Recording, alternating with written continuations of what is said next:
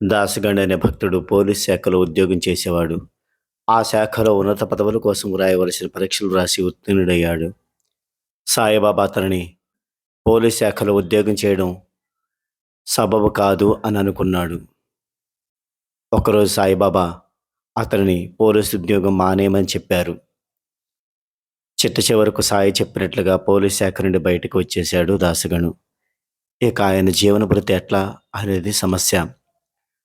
ఉద్యోగం వదిలేస్తే నా పరిస్థితి ఏమిటి బాబా అని అడిగినప్పుడు సాయిబాబా నేను పోషిస్తాను అన్నారు. ఆ విధంగానే దాసగణకు జీవితంలో లోటు రాని విధంగా సాయి ఏర్పాటు చేస్తున్నాడని గ్రహించాడు దాసగణం. ఆ ఒక్కటి చాలు. దాసగను హరికథలు చెప్పేవాడు. ఆర్తపండంలో ఎంతో డబ్బును వేసేవారు భక్తులు. తన కోసం ఆ ధనాన్ని వాడుకోలేదు దాసగను. ఎందుకంటే తన యజమాని సాయి అని మనసారా నమ్మాడు.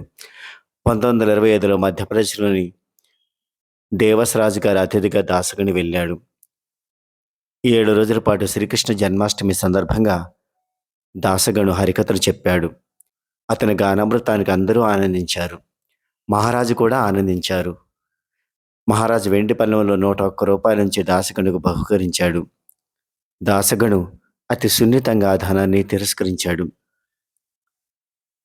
మహారాజు చతురుడు. ఆ డబ్బు కృష్ణప్రసాదమే, తీసుకోవయ్యా అన్నారు. ఆ మాటను కాదనలేకపోయాడు దాసగను. ఎందుకంటే అది సత్యమే. దాసగను అంగీకరించి ఆ ధనాన్ని స్వీకరించాడు. ఇక ప్రసాదాన్ని వితరణ చేద్దాం అన్నాడు దాసగను. దైవానికి నివేదించిన ఇతర ప్రసాదాలతో పాటుగా దాసగను ఆ 101 రూపాయలు జత చేసి ప్రసాద వితరణ గావించాడు.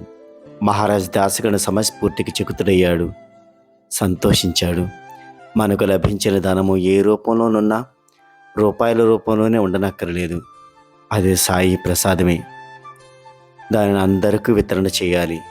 అది సాయినాథుని దగ్గరికి చేర్చే సాధనం కూడా. ధన్యజీవి దాసగను.